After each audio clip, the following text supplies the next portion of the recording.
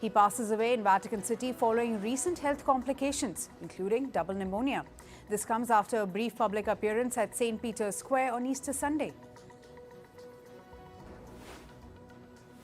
In Asia, US Vice President J.D. Vance and his family began a 4-day visit to India, marking his first official trip to the country. The visit follows recent talks between Prime Minister Narendra Modi and President Trump focusing on strengthening US-India relations amid rising global trade tensions. The US Vice President will meet Prime Minister Modi later today, with discussions expected to center on finalizing a bilateral trade deal. China accuses the US of abusing tariffs, warning countries against striking economic deals at its expense. This as tensions between the two countries escalate over retaliatory tariffs. Beijing vows to take countermeasures if nations bow to US demands, further intensifying the ongoing trade war. Meanwhile, China imposes sanctions on US Congress members, officials and heads of NGOs over what it called egregious behavior on Hong Kong-related issues. The move follows last month's US sanctions on 6 Chinese and Hong Kong officials. Beijing warns that any further actions by Washington will trigger firm and reciprocal countermeasures. In Southeast Asia, over 14,000 US and Filipino troops kick off annual Balkatan military exercises. This comes as regional security concerns grow, including tensions in the South China Sea. The 3-week drills feature live-fire missile tests and maritime strike scenarios. Tragedy strikes in South Korea's Seoul as a deadly firefight claims 1 life and injuring 11 others. The blaze, suspected to be arson, broke out on a 21-story building early this morning. Authorities confirm a man in his 60s as both the suspect and arsonist in the victim. Investigations into the matter are underway. Moving to the war in Europe, Russia reportedly launched missile and drone attacks on Ukraine earlier in the day, targeting the European country's eastern regions. This comes shortly after the expiration of 1-day Easter ceasefire declared by President Vladimir Putin. El Salvador President Nayib Bukele proposes sending 252 Venezuelans deported from the US to Venezuela in exchange for political prisoners held by the Venezuelan government. This comes as the proposal, which also includes 50 detainees from other nations, faces criticism from Venezuela's chief prosecutor, who demands clarity on the detainees' legal status. In Africa, the Democratic Republic of Congo suspends former President Joseph Kabila's political party and orders seizure of his assets. This comes after allegations of supporting Rwandan-backed rebels in the east, including the M23 group. Kabila, who ruled from 2001 to 2019, is yet to respond to the accusations as investigations begin. And Chad's military junta signs a peace accord with armed groups in the north of the country. The groups launched an uprising over gold deposits in the region. Under the deal, all mining permits for the Miski region are cancelled and mining activity is suspended for new survey. In climate news, devastation struck Jammu and Kashmir's Ramban district as intense overnight rains triggered flash floods and landslides. It left 3 people dead and 1 missing in Dharamkund village. 10 homes were destroyed, dozens damaged, and major highways blocked by debris. Fierce winds and hailstorms added to the destruction. Local police and disaster officials rescued nearly 100 people. India's industrial town of Birnihat, perched between Assam and Meghalaya, has been dubbed the world's most polluted city by Swiss group IQ Air, and the effects are being felt. Local doctors report that nearly 90% of patients now suffer from respiratory problems. As health cases surge, the community is struggling to cope with the fallout of unchecked industrialization. The Herds, a traveling theatre project made up of cardboard animal puppets, marched through Nigeria's Makoko community on its way to the Arctic Circle. The performance metaphorically tells the story of animals displaced by climate change, with each stop involving collaboration with local artists and communities. The Herds aim to spark conversations around global warming and ecological displacement. Kenya has found a green ally in bamboo as it races to boost its forest cover from 12.13% to 30% by 2032. The government is encouraging citizens to plant at least 50 trees each, and bamboo is quickly becoming go-to solution due to its fast growth and environmental benefits. In areas like Kiambu, tea farmers are turning to bamboo as a secondary income stream after volatile tea prices. It's been 15 years since the Deepwater Horizon explosion triggered the worst offshore oil spill in U.S. history, and the environmental scars still remain. Millions of gallons of crude oil fouled Gulf waters and coastal ecosystems from Texas to Florida, killing wildlife and crippling industries. States like Louisiana are now scrambling to secure new financing for ongoing coastal protection, as climate risk and sea level rise threaten the region anew.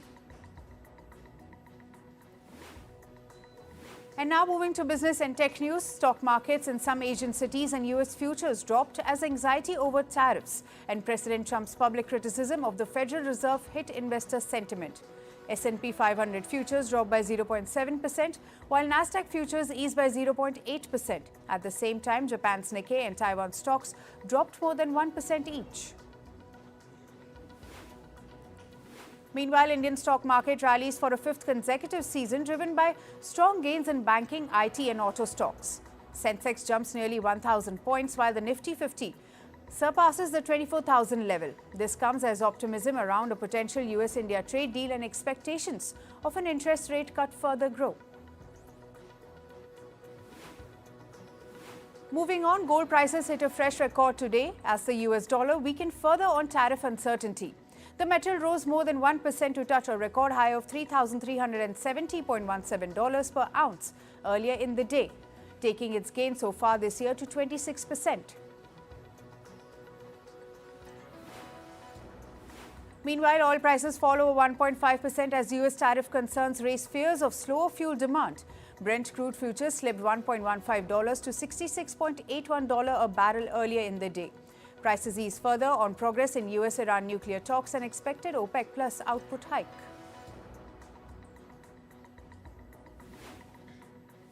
A second Boeing 737 MAX jet reportedly heads back to US from China amid rising trade tensions between the two countries. This follows another Boeing jet originally meant for China's Zee Airlines making a return journey over the weekend. It marks the latest disruption to new aircraft deliveries from a breakdown in aerospace industry's decades-old duty-free status. Meanwhile, Malaysia Airlines parent company is reportedly in talks with Boeing to acquire new jets if Chinese airlines continue to halt deliveries amid the US-China tariff war. The airline reportedly sees this as an opportunity to expand its fleet faster outside existing leasing deals. A Moscow court reportedly finds Google guilty of disclosing personal data of Russian soldiers killed in Ukraine. The ruling cites a YouTube video revealing identities and war losses, according to court documents. This comes as Russia repeatedly fines foreign tech firms over content it deems illegal. DHL Express says it will suspend global business to consumer shipments worth over $800 to individuals in the US from April 21. This as US Customs comes out with new rules which require formal entry processing on all shipments worth over $800. DHL says its business-to-business shipments would not be suspended but could face further delays. Tesla is reportedly delaying the launch of its affordable US-made Model Y, originally expected this year. The delay comes as Tesla faces challenges in reversing declining sales and market share amid Elon Musk's political activities. The production of the lower-cost Model Y, internally codenamed E41, is now set to begin later than planned with production targets pushed to 2026. And Ford says it has halted shipments of its SUVs, trucks and sports car to China.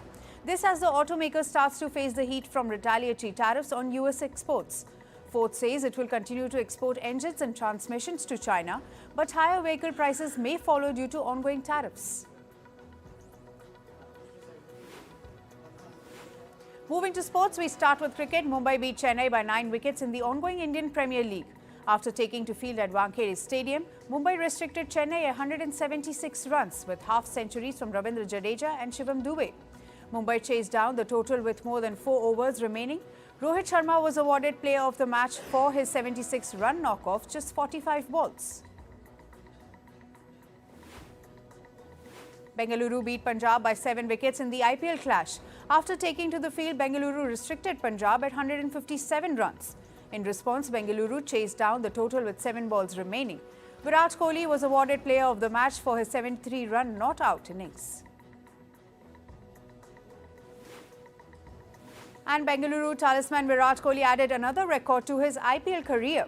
Kohli's 73-run innings against Punjab marked his 67th score for 50 or more, edging past David Warner's tally of 66. Powered by Kohli's batting heroics, Bengaluru are currently placed at the 3rd spot in the points table. In football, Arsenal wrapped a winning week on Sunday as they cruised to a crushing 4-0 victory against Ipswich Town. Leandro Trossard helped himself to brace a part of Barca's 4-goal haul. The Belgian got the scoring started before Gabriel Martinelli netted his goal. Ethan Neweri hit the back of the net in the final minutes to seal the game.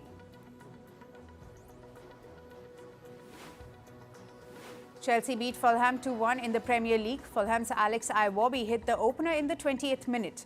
Fulham's 1-0 lead stretch extended till as far as 83rd minute when Tyrick George hit an equaliser.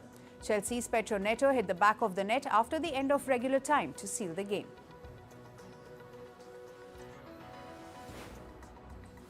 And Manchester United's dismal Premier League campaign continued.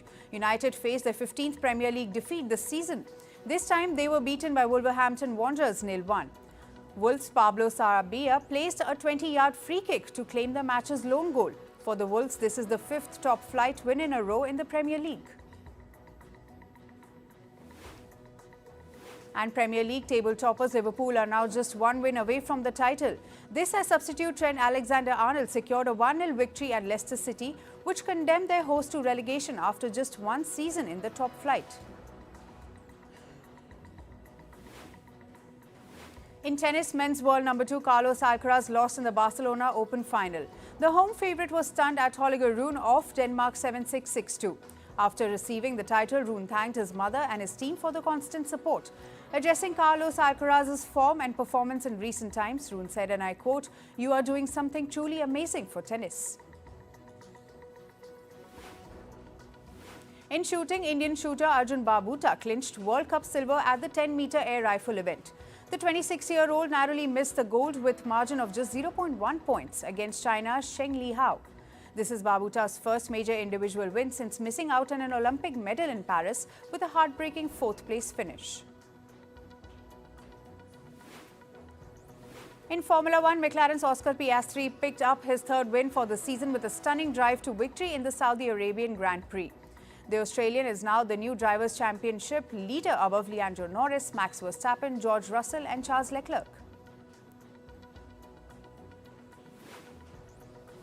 And finally, from the world of showbiz, Emily in Paris heads to Rome for its 5th season. Production for the Netflix hit will begin in May, starting in the Italian capital before returning to its Parisian roots later in summer. Lily Collins reprises her role as the wide-eyed marketing executive navigating love and career abroad. Director Ryan Coogler and actor Michael B. Jordan have once again struck cinematic gold with Sinners. The R-rated film grossed a robust $45.6 million in its opening weekend across North America.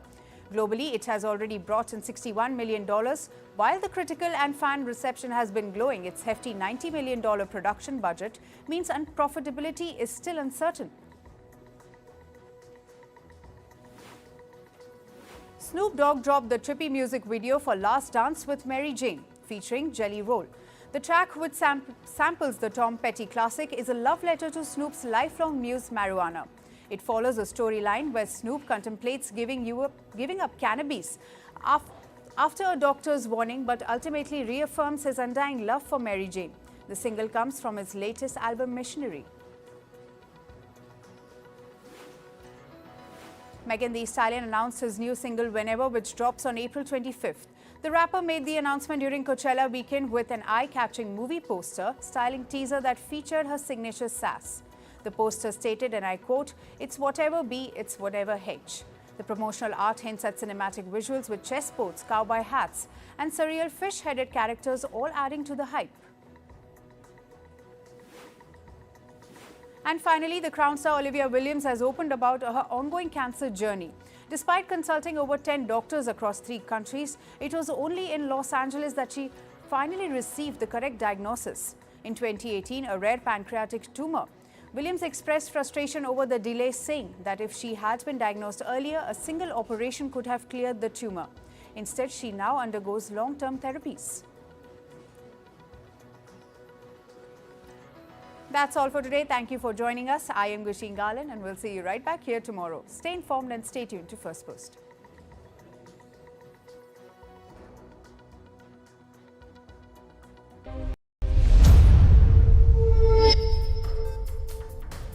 Hello and a warm Good Friday to everyone, and welcome to Firstpost America. I'm Eric Ham, coming to you live from the nation's capital in Washington, D.C. And over the next few minutes, we'll take you from the United States and around the world, covering all the top stories of the day. But before that, here's a look at the latest headlines. Secretary of State Marco Rubio warns the United States will abandon its efforts within days and move on if no progress is made toward a ceasefire in the Russia-Ukraine war. Israel launches fresh strikes, killing a family of 10 in the southern Gaza Strip as Hamas formally rejects its latest offer of a partial ceasefire. Washington introduces new port fees for Chinese-built and operated ships to boost the domestic shipbuilding industry and curb Beijing's dominance in the sector. Indian Prime Minister Narendra Modi speaks with tech billionaire Elon Musk over a phone call, focusing on deepening technological and innovation-driven collaborations with the United States.